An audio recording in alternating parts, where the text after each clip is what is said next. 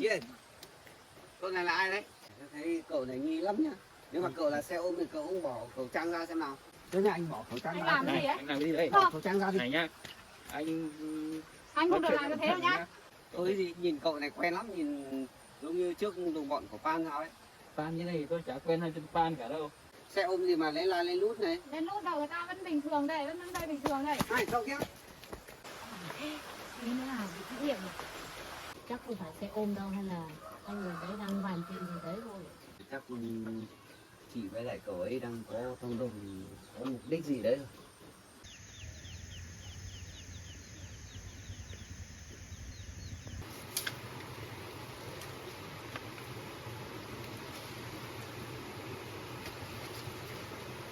Anh ơi, tí ôm cái này đi ném ở bên kia cho con Nam ăn, cho nó ăn. Nè, Nam nó ăn. ăn hộ. Đấy đi ôm đi kiểu cái đầu ai đấy.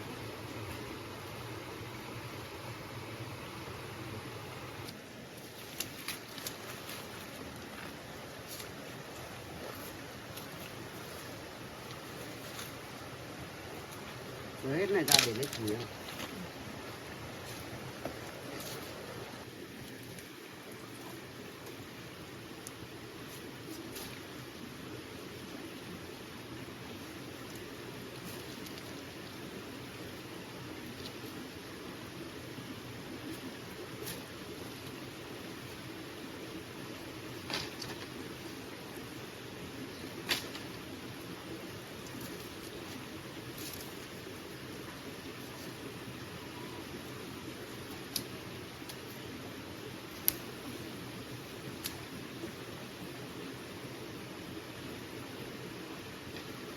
Chắc vứt ra đây thôi em ạ.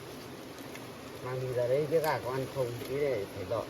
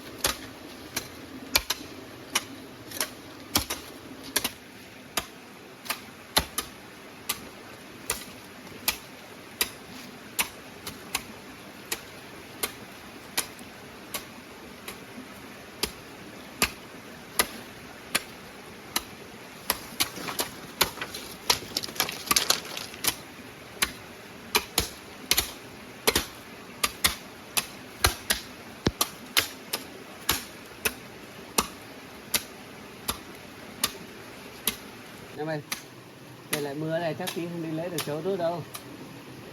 Chắc để hôm nào đó. Chứ giờ lấy về đốt cũng không cháy. Mà mấy cái gốc ớt này trồng đâu được em nhỉ? Anh tính đào mấy gốc bé bé này vừa này ra. Trồng tính trồng cạnh kia được không? Chắc trồng cạnh được. Trồng gốc to gì nữa. Chắc để đấy thôi. Nào tính.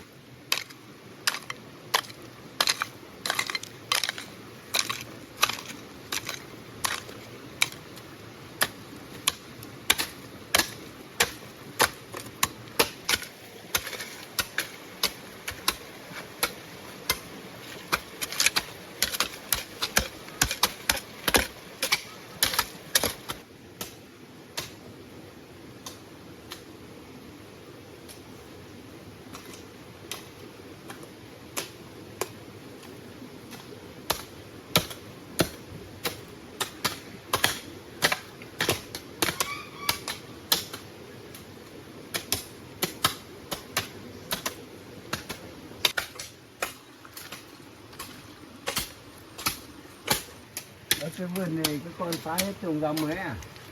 Vâng bố ạ, bây giờ cũng đến mùa để trồng rau rồi. Vâng. Cái lại những cái rau kia nó cũng không lên nổi rồi, già rồi ấy. Vâng. Nên là con cuốc đi để trồng rau khác vào. Vâng. Ông đi xuống trồng cả rau thơm đấy. Vâng. Nó hôm ăn. Mấy hôm sắp đến mùa đông rồi mà, nên là Vâng. con tính trồng ít rau để mấy nữa mình ăn lẩu nữa, miếng lẩu nữa. Vâng.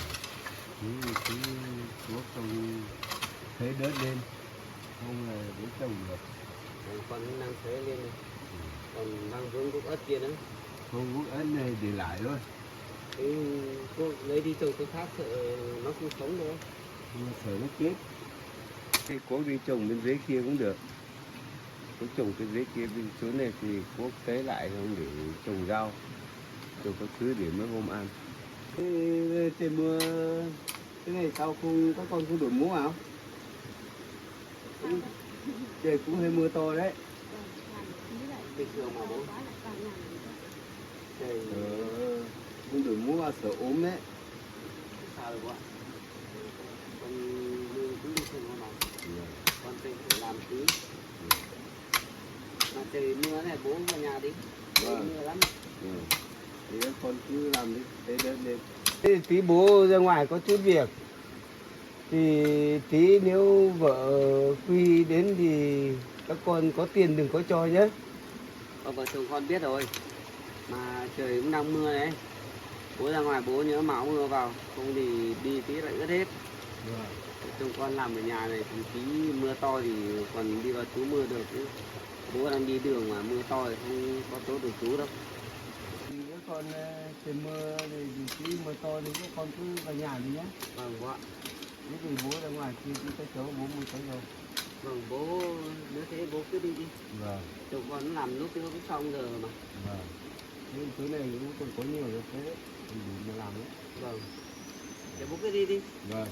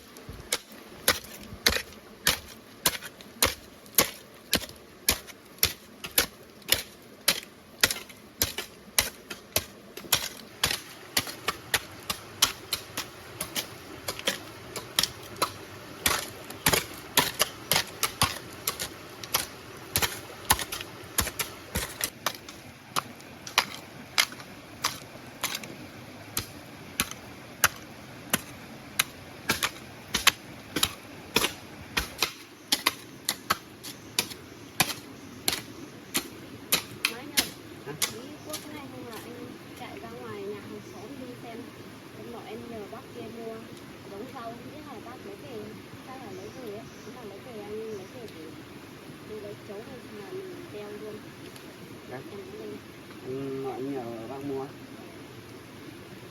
Bố đi ra ngoài mà em quên mất không được nhờ bố lấy hộ về. Không biết bố đi có việc gì, đi có xa không, em cũng quên không được nhờ bố. Tí anh cứ chạy đi ra xem. Nếu mà bác kia lấy về thì anh lấy về. Nếu mà bác kia mà bảo là bác chưa lấy thì anh bảo bác không lấy thì thôi, hôm nào em đi chợ em khác lấy nhé. Nếu mà bác đã lấy về thì thôi. Tí nữa anh chạy đi xem nào. Thôi thì cứ để anh đi lấy luôn được, tao nào này cũng tới cũng sắp xong rồi. Nếu không được thế thì anh cứ đi. Để anh chạy đi ra ngoài lấy luôn xong rồi. Thì em xem nói mà kịp thì mình lấy cây trồng luôn em ạ.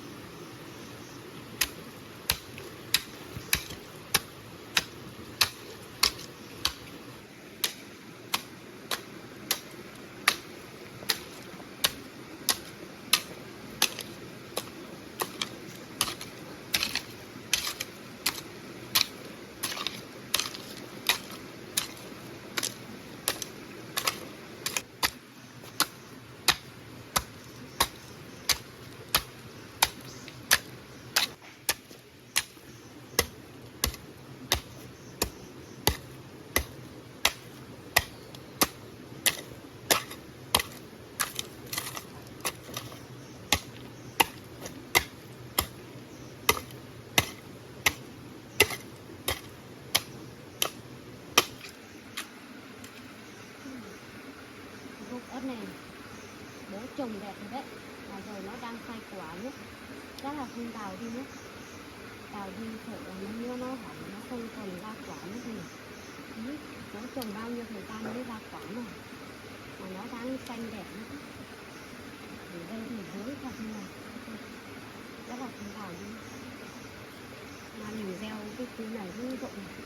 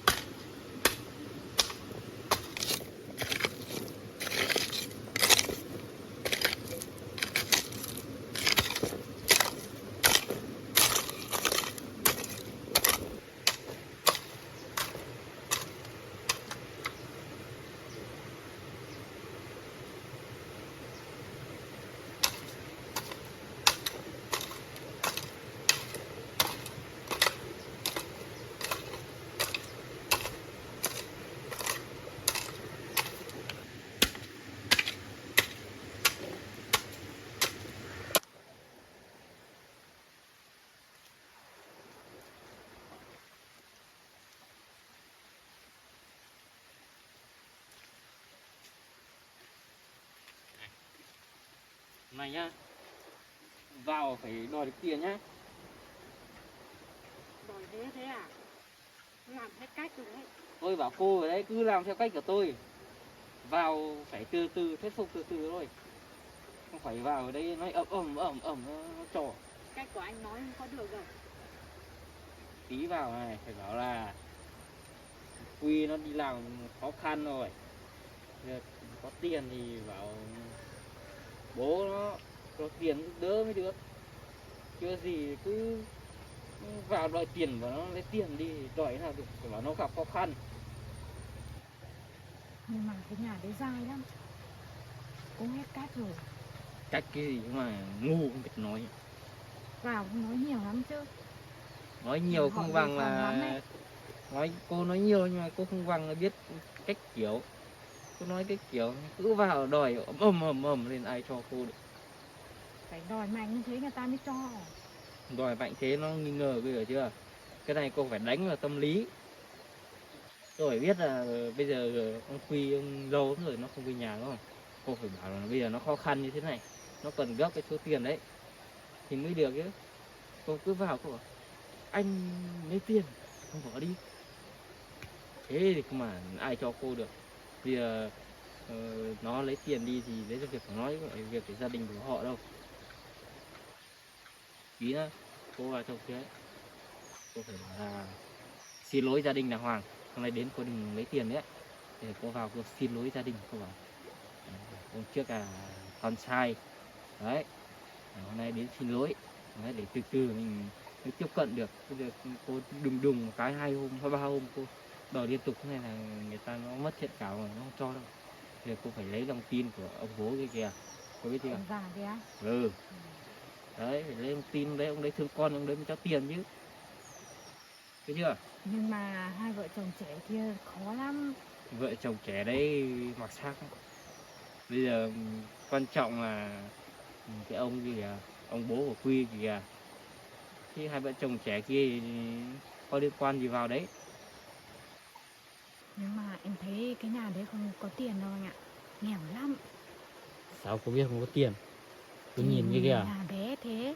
nhà bé nha, tiền nó vẫn có chứ. Cô nhìn kìa, nó chăn nuôi kìa, bao nhiêu gà, bao nhiêu vịt, bao nhiêu ngan, cả lợn nữa. Có phải ít tiền đâu, ao cá kia kìa. Thì có như thế thôi, ở nhà có cái gì giá trị đâu. Chị nhưng mà bây giờ nhá, nếu mà bảo con trai của ông Quy gặp khó khăn nhưng mà ông thương ấy, ông kiểu gì ông chả có tiền ông cho. Với cả người già thường người ta nó có tiền nó để tiết kiệm cơ mà. Với cả nếu mà thiếu ông bán cái đàn lợn này đi cũng được mấy chục triệu rồi, ao cá nữa, không phải ít đâu.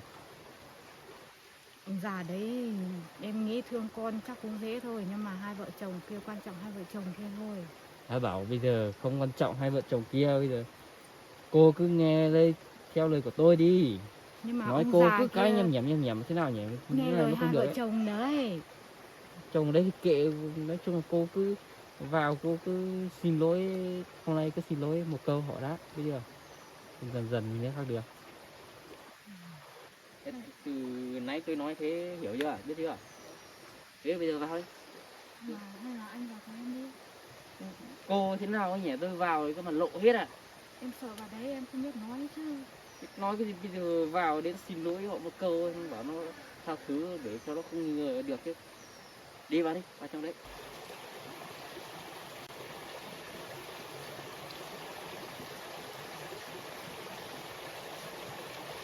Ồ, đấy không phải vợ anh Quy à? Mà chị ấy đứng với ai mà sao bịt kín hết mặt này nhỉ? Mà đứng đấy cứ chỉ trỏ sang nhà mình chứ. Biết là cậu ấy là ai nữa. Vào đi còn đứng đây cái gì nữa? Anh đi làm theo đi. Theo cái gì, cô cứ đi ra đấy, tôi bảo thế rồi còn không biết nói à? Đi người ta về đây người ta thấy rồi, đi vào nhé. Này chị ơi, con này là ai đấy? Cái này là xe ôm của em ấy. Xe ôm của chị sao mà bịt kín mặt thế? Đâu, chạy xe ôm là họ bịt thế này mà. Làm gì có đâu. Mà sao đấy chị đến đây mà cứ không vào nhà thì cứ đứng đây chỉ trỏ làm gì? Với cậu này nữa. Đang chỉ cái anh xe ôm này bảo lần sau đưa em vào đến đây thôi, nhà ở kia kìa. Em vào nhà kia bảo xe ôm này như thế. Mà hôm nay chị còn lên đây làm gì nữa? Em không lấy được tiền thì em lại vào đòi tiền chứ. Thì gia đình đã bảo không có tiền rồi mà chị vẫn còn cố tình lên à? Mà cậu đây nữa. Sao xe ôm mà không về đi còn đứng đây làm gì? Em Biết đang đây là đường tôi đi có sao, tôi đuổi tôi là cái gì? còn đang đợi lấy tiền, em còn chưa trả tiền đây này. Thì chị trả tiền cho cậu ấy đi, cho cậu ấy còn về. Mà chị cũng đi về cùng luôn cậu ấy đi. Đến đây làm gì nữa? Em phải vào kia đòi tiền chứ.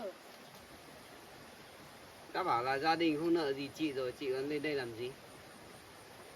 Mà hai người có chuyện gì à? Sao từ đứng đây, từ lúc nãy ở dưới kia thấy lên đây thấy cứ đứng đấy ngó đi ngó về ở nhà này? Hay là cậu có ý gì với gia đình tôi đấy? Này, anh nói cẩn thận với nhá. Xe ôm tôi chở khách về đến đây, anh lại bảo tôi có ý đồ cái gì?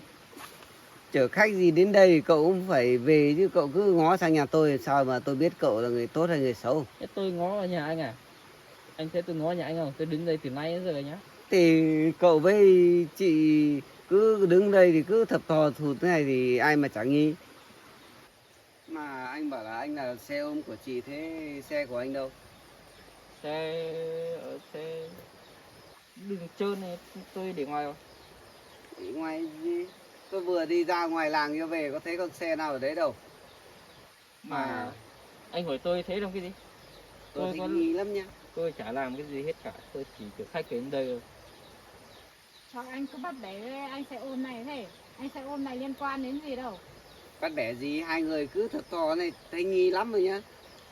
Nghi cái gì, tôi chả có ý đồ gì. Tôi chạy xe ôm ở đây bao nhiêu năm nay rồi, ai cũng biết tôi ấy. Cậu chạy xe ôm ở đây tôi có thấy cậu bao giờ đâu. Với lại cậu về đến đây thì đáng lẽ phải có xe chứ, cứ thật thò thụt. Mà hai người còn đứng đây bàn nhau chuyện gì đấy? Bạn đi đâu thì nãy cô này đã biết tiền đâu thì tôi chỉ đứng đây đòi tiền. Thế cậu có tiền thì trả hộ cái này tí đi, 200.000 cho xe. Tiền thì trả cho anh xe ôm này đi. Thì em có liên quan gì đâu mà trả tiền cho chị. 200.000 đấy, không phải ít gì đâu. Thì chị tự lên đây chị tự chịu chứ. Em có liên quan đâu. Em Thế- đi đi lại lại đây nhiều hết tiền rồi. Tiền thì không đòi được. Thì em đã bảo rồi, gia đình em có nợ tiền gì chị đâu. Thì ai nợ chị đi tìm người đấy chứ. Mà này, tôi thấy cậu này nghi lắm nhá. Nếu mà cậu là xe ôm thì cậu cũng bỏ khẩu trang ra xem nào. Tôi về đấy. Có cái gì nghi đâu. Này, cậu đứng lại đã. Làm Anh gì mà sao cậu cứ phải vui đấy? ấy nhỉ? Cái gì Đã bảo đấy? đây là xe ôm thật rồi, cho người ta đi đi. Xe ôm gì mà nhìn như thế này mà là xe ôm à? Sao cứ phải làm khó người ta? Làm khó gì? Nếu mà đàng hoàng thì ai nói gì, cứ thập thà thụt thế này thì chả nghi. Này nhá, tôi không phải cái gì đâu mà cậu nói tôi thế nhá. Anh cứ đứng đây nói chuyện cho đàng hoàng rõ ràng xem nào. Rút cuộc cái anh này mà anh bỏ khẩu Thôi trang ra anh xem đi nào. đi, anh xe ôm anh chả liên quan gì đến chuyện này đâu. Anh cho Không anh này phải về là đi. liên quan mà cậu không được đi đâu. Anh vô lý thế nhở? Vô lý gì? Lúc đấy từ ngoài vào đã nghe thấy hai người bàn tán bàn nhau chuyện gì rồi. Anh nghe thấy cái gì? Nghe thấy gì thì hai người tự biết rồi còn gì. Hai người bàn nhau thế nào rồi. Này nhá, anh nhưng mà nói tôi thế nhá. Nói gì tôi nói đúng sự thật chứ. Anh nói linh tinh sai đâu. tôi gọi người đến đấy.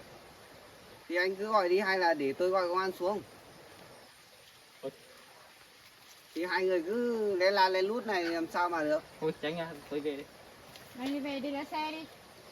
Chuyện Được này không rồi, liên cái gì quan nhỉ? gì đến anh đâu. Cậu làm gì có xe ở đây đâu mà về lấy xe. Mà còn chị nữa. Chị đã lúc nào chị cũng bảo lên đây mà lên đây lại với cậu này cứ thập thò thụt ở cạnh nhà này à? Mà hai người có chuyện gì che giấu đúng không? Em đang bảo anh này hỏi lấy tiền đây. Đang hỏi lấy tiền thì anh ra đây anh nói cái gì vậy? Lấy tiền gì? Cậu nhiều chuyện này, cậu có tiền không? Tiền trả cho cô này đi để tôi còn đi về đâu. Tiền chị ấy nợ cậu chứ liên quan gì đến tôi đâu. Mà Thế- tôi đang hỏi cậu về cái chuyện mà cậu cứ lên đây cậu cứ lén la lén lút đấy. Tôi chả được lén lút cái gì cả, tôi đứng đây từ nãy đây là đường thôi. Đường đi lại người ta ai đứng đây thì đứng có sao đâu. Biết là đường đi lại rồi nhưng mà cậu với chị cứ lén la lén lút này làm sao mà tôi chẳng nghi. Mà tôi thấy nghi lắm. Thôi, tôi nhá anh bỏ khẩu trang Anh ra. làm thôi. cái gì ấy? Anh làm cái gì đấy? Bỏ khẩu trang ra đi. Này nhá. Anh Anh không được làm như thế đâu nhá. Ô, nếu mà xe ôm thì cũng phải bỏ khẩu trang ra để xem chứ. Tôi việc gì phải bỏ xuống cho anh xem. Này người ta bỏ hay là không bỏ thì quyền người ta chứ anh có quyền gì đi giật người ta như thế? Nhìn cậu này thấy quen lắm. Tôi chả quen với anh cả, tôi lần đầu về đến đây thôi. Lần Anh- đầu gì, tôi nhìn cậu quen lắm nên là tôi mới bảo cậu bỏ khẩu trang ra xem. Lúc nào cũng bịt khẩu trang đấy làm cái gì. Thôi không nói nhiều nữa, anh đi đi. Mặc cậu bỏ khẩu trang ra. Nào, Anh này hay nhở? anh làm cái gì đây? Này nhá, anh đừng mà làm thế với tôi nhá. Nói Tôi gì? gọi người đến đấy, tôi xử lý đấy. Tôi nhìn cậu thấy quen lắm hay là cậu cứ bỏ ra đi. Này, anh đi ra kia nói chuyện cho đàng hoàng nhá. Không phải là muốn làm gì thì làm đâu. Bỏ khẩu trang ra đi. Nào, Thôi anh thôi đi. Tôi gì, nhìn cậu này quen lắm, nhìn giống như trước đồng bọn của Pan sao ấy. pan cái gì tôi chả quen hai tên pan cả đâu. Anh ăn nói cẩn thận vào. Cái anh này cứ bảo pan pan chứ em lên đây có biết đứa nào là pan đâu, cứ bảo đồng bọn của pan. Bây giờ lôi cả anh xe ôm này vào nữa. Xe ôm gì mà vào mà bịt kín như thế cho người ta xem mặt xem có sao đâu. Này cậu quay vào đây để tôi xem ạ. Nào, tránh ra thì tôi đi về nhá. Tôi là bao nhiêu việc đấy, tí có khách gọi tôi chở cái kìa, tốn bao nhiêu tiền cậu trả cho tôi được không? Khách gọi thì điện thoại đâu có thể gọi đâu. Thì bây giờ cậu nghi cậu lắm ấy. Không phải cậu tự dưng cậu lên với chị lên đây đứng đây để nói chuyện thế này đâu. Như cái gì, rất với chị dâu của cậu thì tôi liên quan gì? Thì lúc đấy vừa lên tôi đã nghe thấy một chút rồi. Chút gì cậu, tôi nói cái gì đâu. Thì lúc đấy hai người đang đùn đẩy nhau để vào trong nhà ấy. Tôi nghe thấy một đoạn ở đấy rồi. Bây giờ cậu còn đứng ở đây nữa, còn bịt khẩu trang như thế thì chẳng nghi. Thôi Không tránh nói ra, nhiều nữa, anh về đi. tránh ra tôi đi. Cậu cứ bỏ khẩu trang ra đó rồi tôi cho Anh cậu tránh về. đường nhá, cứ ngăn cản cái anh xe ôm này tí nữa có khách thì anh trả tiền cho cậu ấy được không? Giờ khách kệ, đấy là việc của khách thôi. Đây là đường Còn nha, bây tránh ra tôi đi. giờ đang giải quyết việc của mình đã. Cậu cứ bỏ khẩu trang ra đó, tôi cho cậu đi. Mà còn chị nữa. Chị lên đây rồi thì chị không trả tiền cho họ thì lại bảo em giả mà em không có liên quan đâu. Với lại cậu ấy bảo là xe ôm thì tôi không tin đâu. Chị cứ vào lùa vào với cậu ấy nói tôi như thế à? Tránh ra tôi đi. Cậu bỏ ra đi. Anh tránh đường đi, cho anh xe ôm này đi đi. Anh đừng có mà hành xử Đi. như thế nhá. Chị bỏ ra đi. Anh này đi đi. Cậu này chưa được đi đâu. Là chuyện này làm cho rõ ràng đã hăng đi. Tôi có cái gì đâu mà anh bảo tôi rõ ràng cái gì ở đây. Thì cậu làm lên, cậu cứ lên đây lén la lén lút thì cậu phải nói rõ ràng cho tôi đi, cậu mới cho cậu đi chứ. Chả lén lút cái gì cả, đây là đường. Đây không phải nhà của cậu không? Biết là đường ở đây rồi nhưng mà cậu đứng cạnh nhà tôi cứ chỉ trò sang bên đấy thì tôi chẳng nghi. Đây chị nhá. Tại chị ấy, tôi chở chị đến đây mà bây giờ nhìn thấy cậu này em là cái gì của chị ấy. Đấy anh thấy chưa? Tại anh ấy, Ý tôi lấy bây tiền giờ gấp anh đôi xe đấy. ôm này đủ tội cho em ấy. Ý tôi lấy tiền gấp đôi ấy, tôi không biết. Tại gì? Bây giờ đi tôi không cho tôi đi, tôi thích thì tôi đứng đây thôi. tí cứ lấy tiền trả giờ cho thôi được. Thì cậu lên đây cậu cũng bảo xe ôm có xe đâu. Đường này có khó bao nhiêu đâu, anh em người ta đi lại suốt đây. Mà cậu cũng không chở vào đến đây. Thì làm sao mà tôi biết là cậu là xe ôm hay là người như thế nào. Đấy là việc của tôi chở đâu chở chứ. Mà tôi thấy nghi ngờ lắm. Hay là cậu làm gì lén lút ở đây định bàn chuyện mưu tính gia đình tôi đấy à? Tôi xe ôm chứ tôi làm cái gì mà chị có cái gì với gia đình này mà anh ta nó cứ nói tôi như thế đấy. Có cái gì đâu. Thì anh trai của các anh này lấy hết tiền của em đi. Không, bây giờ em nên đòi thôi. Đòi nợ không chịu trả. Thế à? À thì ra muốn quyệt tiền xong là bây giờ mới đổ thừa như thế phải không? Vì tiền cái gì? Mà cậu bảo là cậu là xe ôm. Thế sao xe ôm không ở ngoài chờ đi, sao lại theo chị vào đi bộ vào tận đây này? Sao mà tôi tin được? Đấy là việc của tôi, anh cứ hỏi lắm đấy nhỉ. À, tôi ngờ anh lắm nhá. Anh là xe ôm mà anh đi bộ vào đến tận đây thì tôi không tin đâu. Tôi chả làm cái gì cả, anh về nhà đi, nhà anh kia thì anh về nhà đi. Làm gì? Thế rút cuộc chị nói cho biết đi. Cậu này là ai đi? Thì em đã bảo con này là xe ôm của em rồi còn gì nữa. Xe ôm gì mà lén la lên lút này? Lên lút đầu người ta vẫn bình thường đây, vẫn đứng đây bình thường đây. Này, cậu kia. Này. Mà này, chị với cậu ấy là thế nào ấy? Sao vừa mới hỏi như thế cậu ấy đã bỏ đi như thế rồi? Thì người ta có khách thì người ta về chở khách thôi. Em đã nói cái người đấy là người xe ôm rồi còn gì nữa, chở em vào đây mà. Khách gì? Chị với cậu ấy lén la lên lút này làm sao mà tôi tin được? Sao anh cứ vặn hỏi thế nhở? Chả hỏi, cậu xem cậu ấy đi. Lén la lên lút giờ bỏ trốn rồi. Còn lén lút đâu. Tại anh cứ đứng đây ngăn cản không cho người ta đi chứ. Cản gì thì phải hỏi cho rõ chứ. Cậu ấy bịt kín hết người như thế này ai mà tin được. Cái người đấy có liên quan gì đến mình đâu. Mà anh cứ lôi cả người ta vào, đã bảo đấy là xe ôm rồi. Mà em thấy nghi lắm nhá. Chị với cậu ấy đang thông đồng với nhau đúng không? Nghi cái gì, thông đồng cái gì. Chẳng không thông đồng thì làm sao mà cậu ấy lại bỏ trốn như thế, bỏ đi như thế. Tại anh cứ ngăn cản đấy chứ. Thì chả ngăn cản để xem rõ mặt cậu ấy chứ. Như anh có người ta làm xe, như anh đi, anh làm xe ôm đi, người ta ngăn cản anh như thế thì anh có đi không? Ngăn cản thì cũng phải giải thích cho rõ chứ. Đằng này bây giờ đấy, bỏ đi rồi đấy. Hai người từ đầu đã thấy lén la lên lút lắm rồi.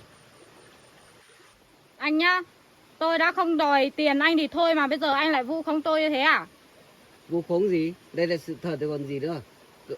Chị xem chị với cậu ấy cứ lén la lên lút này xem có ai mà tin được. Sự thật gì? Đấy là do anh tự nói như thế chứ. Mà chị nhá, chị lên đến đây với gia đình thì có mục đích gì xấu thì tốt nhất chị đừng lên nữa. Chứ gia đình em chả có gì đâu. Tôi cứ lên này, tôi chưa đòi được tiền thì tôi cứ lên này. Thì gia đình đã bảo rồi không nợ tiền gì chị rồi. Mà chị cứ lên đây làm cái gì? Từ đầu cũng đã giải thích cho chị rõ ràng rồi. Mà bố cũng bảo rồi, bây giờ anh Quy đã như thế rồi thì bố cũng không chấp nhận anh Quy nữa. Thì bây giờ chị còn lên đây làm gì nữa? Tôi mất tiền rồi, bây giờ tôi phải lên đòi được tiền thì tôi mới về. Thì đấy là chị với anh Quy tự hai vợ chồng chị tự đầu tư làm ăn chứ. Sao lại liên quan đến gia đình em được? Đầu tư làm ăn cái này anh Quy lấy tiền của tôi bỏ trốn đi cơ mà. Thì đấy là việc của hai người chứ. Bây giờ anh Quy bỏ trốn thì chị cũng đi tìm anh đấy chứ. Sao chị đến làm phiền gia đình em thế? Làm phiền bố thế? Ui, bây giờ các anh kia cũng đi biết rồi. Mình một mình ở đây cũng không biết làm thế nào nữa. Hay là mình cũng về thôi. Mình cũng đi thôi. Hay là em nói đúng rồi. Nên là chị không nói gì được gì rồi. Cậu đừng mà nói như thế nhá. Số tiền đấy cậu phải về, kiểu gì gia đình cậu phải trả cho tôi ấy. Chị đã bảo là không liên quan đến rồi. Sao mà chúng tôi có trách nhiệm trả cho chị được? Đấy là việc của anh Quy chứ không phải việc của gia đình em đâu. Tôi không biết anh Quy cũng là người thân của gia đình này. Người thân mà anh ấy đi làm ăn xa lâu rồi thì bọn em cũng có biết là anh đấy nợ tiền chị hay là không nợ đâu. Sao mà bọn em biết? Nhớ như chị với cậu vừa nãy này đến thông đồng lừa chúng tôi sao? Thôi tôi không nói chuyện với cậu nữa. Hôm nay tôi định lên thăm bố một tí thôi mà cậu nói như thế thì tôi cũng đi về thôi. Chị bảo lên tham á, chị có mà lên đòi tiền bố thì có nó. Tôi không nói nhiều nữa, tôi đi về nói chuyện với cậu tôi mệt lắm. Mà chị còn chưa nói rõ cho em biết đấy. Chị với cậu đấy thông đồng với nhau phải không? Thông đồng cái gì mà thông đồng, cậu đừng mà nói như thế với tôi nhá. Mà lần sau chị cũng đừng có lên nữa.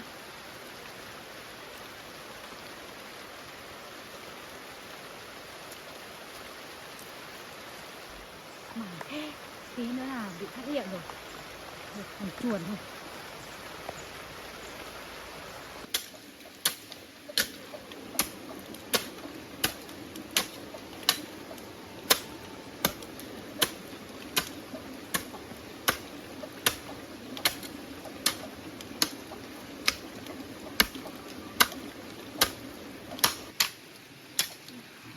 Cô cũng xong rồi. Đợi tí anh Tư lấy hạt rau về cho trồng thôi. Mà anh ấy đi lâu thế nhỉ? Ngay ở ngoài kia mà sao mà đi lâu thế? Không phải ra đến chợ đâu. Phải đến lần này mới thấy về. Là bác đi không mua anh ấy ra tận ngoài chợ rồi. Mà trời lại mưa rồi. Chắc là mình vào trong nhà ngồi đợi dưới rồi. Nó to quá.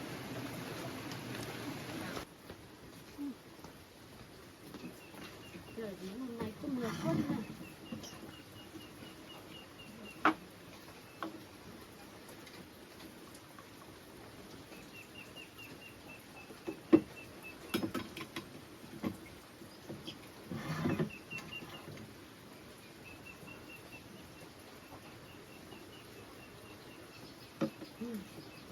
Mệt quá.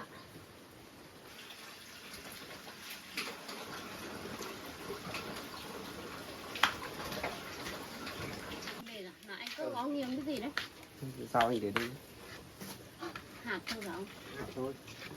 Thì nay anh có về ấy. Đến bên kia có gặp vợ anh Quy với lại cái cậu gì đấy. Vợ anh Quy lại lên đây á? Ừ, Mà cậu ấy có lên vào đây. nhà đâu? Cậu ấy lên đây. Xong là có một cậu con trai nữa cứ bịt hết kín mặt. Xong là anh mới hỏi, mấy chặn đường anh mới hỏi thì cậu ấy bảo là cậu ấy chỉ là xe ôm thôi. Nhưng mà anh thấy nghi lắm, chắc không phải xe ôm đâu. Thế ôm á, nhưng mà vợ anh Quy hôm nay có vào nhà đâu? Em ở nhà Quốc luống rau ở ngoài kia không thấy chị đấy gọi em đâu. Chắc chưa vào đến đâu thì anh gặp ở ngay kia mà. Hai người đang đứng đấy bàn chuyện gì đấy. Thế á? Thế anh có nghe thấy họ nói chuyện gì không? Thì anh cũng không nghe thấy rõ đâu.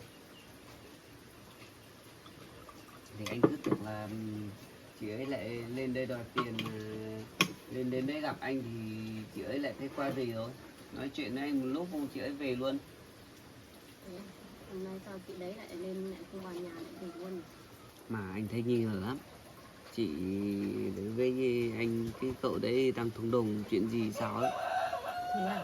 Cậu ấy cứ lẩn tránh thôi. Anh bảo cậu ấy bỏ khẩu trang ra để anh xem mặt mà cậu ấy có ấy đâu. Cậu ấy có dám bỏ ra đâu. Thế á? Lạ nhỉ? Gì mà xe ôm gì mà theo chị ta về đến đây mà lại không vào nhà? Thì thế anh mới bảo nếu mà xe ôm thì đáng lẽ phải ở ngoài kia chờ chứ. Ừ. Mà đằng này cậu ấy vào tận đây. Chắc không phải xe ôm đâu, hay là hai người đấy đang bàn chuyện gì đấy thôi. Thì anh từ ngoài kia về anh cũng không thấy xe của cậu đấy nữa. Thế Đáng lẽ không... cậu ấy lên thì bảo là xe ôm thì cũng phải ở ngoài chờ hoặc là đi đâu phải có cái xe đi theo chứ mà đằng này có xe đâu. À, thế thì chắc không phải xe ôm đâu. Thế anh không nhìn thấy mặt cậu cả? Cậu ấy che kín, anh đòi kéo xuống cậu ấy có cho kéo đâu. Anh đang tính chắc hai chị với lại cậu ấy đang thung đụng chuyện gì đấy đấy. Ừ, chắc có thể là như thế thật đấy. Mà anh cũng tính là chắc chị với lại cậu ấy đang có thông đồng, có mục đích gì đấy rồi. Chắc là xung đột và khách về đây hỏi tiền nhà mình thôi. Chắc là như thế thôi. Mà hay là đồng bọn của Pan. Thì anh cũng không biết nữa, lúc nãy anh cũng bảo là hay là nhìn cậu ấy quen quen, cứ mặc bộ quần áo đấy nhìn quen lắm. Anh không, anh mới bảo là nhìn sao nhìn cậu trước cũng hay đến mỏi mình thế. Hay là chồng của Phan? Không phải đâu, Không phải. chồng Phan thì nhìn nó khác chứ, cậu này nhìn khác lắm. Ừ. Như trước cũng gặp đâu rồi mà anh cũng không nhớ nữa. Mà lúc nãy lúc chị về ấy, thì anh bảo là lần sau chị cũng đừng lên nữa. Mà anh thấy chắc chắn là hai người có chuyện gì đấy rồi, mà ám ấy. Mà không biết là họ bàn nhau chuyện gì. Chắc là chỉ có bàn nhau tìm cách về đòi tiền thôi. Mà chị ấy là vợ của anh Quy thì cũng là chị dâu nhà mình, chị em nhà mình. Sao chị đấy lại có thể thông đồng với người ngoài, người xấu về làm hại gia đình mình được? Bây giờ thì mình cũng chưa biết chuyện gì xảy ra, mình cũng chưa nói trước được. Bây giờ mình đã biết như thế rồi thì mình cần phải cảnh giác hơn. Với nữa mà vợ anh Quy có lên đấy thì cũng phải cảnh giác để ý xem bên ngoài xem có thấy cái cậu kia đi theo không. Không thì sợ vợ anh Quy vào đây nói chuyện với mình thì cậu kia ở ngoài kia lại mò, ngoài kia lại bàn tính kế gì đấy, mình không biết. Chắc phải mình phải cảnh giác hơn mới được, chứ cậu đấy nhìn nó cứ kiểu gì ấy. Anh cũng đang lo là chắc là chị đấy với lại cậu đấy đang đến tính để lừa tiền gia đình mình. Đang tính là không biết là có phải anh Quy nợ hay không, hay là chị đấy với cậu ấy khác lên đây khác nói như thế Bây để giờ mà lấy tiền của gia đình mình đi. em nghĩ là nếu mà chị đấy là vợ của anh Quy, nếu mà chắc là hai vợ chồng có vấn đề gì đấy thì chị đấy mới bàn nhau với người ngoài, người xấu về để tìm cách đòi tiền thôi. Nếu mà hai vợ chồng sống hòa hợp thì chắc là chị đấy không làm như thế. Hay là chị đấy không phải là vợ của anh Quy hay là người yêu của anh Quy bỏ đi lấy ai hoặc lấy người khác thì chị đấy bực quá, chị đấy mới lên gia đình mình làm như thế. Bây giờ thì mình không gặp anh Quy để mà phải nói rõ thì mình cũng không biết được. Thì mọi chuyện mình cũng không biết ấy, nên là mình cũng nên là cảnh giác em ạ. Anh thấy nếu mà chị ấy cứ suốt ngày lên đây đòi tiền thế này thì chắc phải cũng có một cái lý do gì đấy nên là chị ấy mới phải đòi tiền như thế. Chắc là chị đấy cũng là vợ của anh Quy thật, nhưng mà chị đấy bây giờ chắc là hai vợ chồng chỉ nhau hay là có vấn đề gì xích mích với nhau mới như thế thôi. Nếu mà chị đấy không phải là vợ của anh Quy thì chị đấy không biết là anh Quy có bố có anh em như thế này mà biết đường lên tận đây mà hỏi gia đình mình đâu. Mà nếu anh phát hiện chuyện này thì chắc bố về thì cũng phải bảo bố mới được, bảo bố cảnh giác mới được. Chứ bây giờ chị ấy lên đây như thế này mà còn dẫn cả người lạ đến như thế thì cũng không được đâu. Mai mà anh về còn bắt gặp ấy, không thì đấy mà dẫn người lạ kia vào nhà thì em cũng không biết làm thế nào, một mình em ở nhà ấy. Bố thì cũng đi ra ngoài có việc chưa về. Lần sau thì anh bảo bố phải cảnh giác đi.